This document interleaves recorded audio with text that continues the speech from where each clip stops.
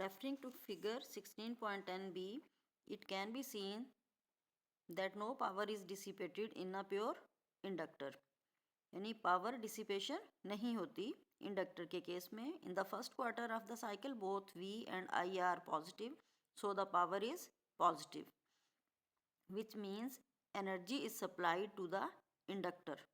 यानी दोनों power positive हैं हमारे पास I और V, तो इसका मतलब है एनर्जी सप्लाई हो रही है. In the second quarter V is positive but I is negative. No power is negative which implies that energy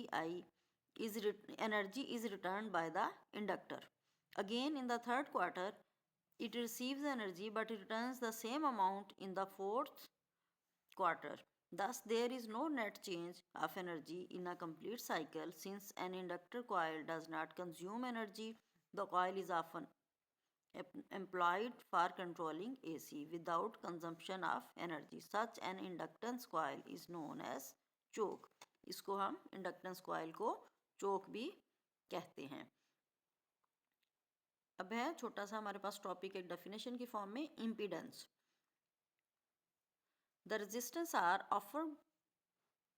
offers opposition to the flow of current. In case of AC, an inductance L or a capacitance C also offers opposition to the flow of AC, which is measured by the reactances XL and XC respectively. An AC circuit may consist of a resistance, an inductance L, and capacitance C, or a combination of these elements. The combined effect of the resistance and the reactances in such a circuit is known as impedance and is denoted by Z. It is measured by the ratio of the root mean square value of the applied voltage to the root mean square value of the resulting AC. Thus Z is equal to V root mean square over I root mean square.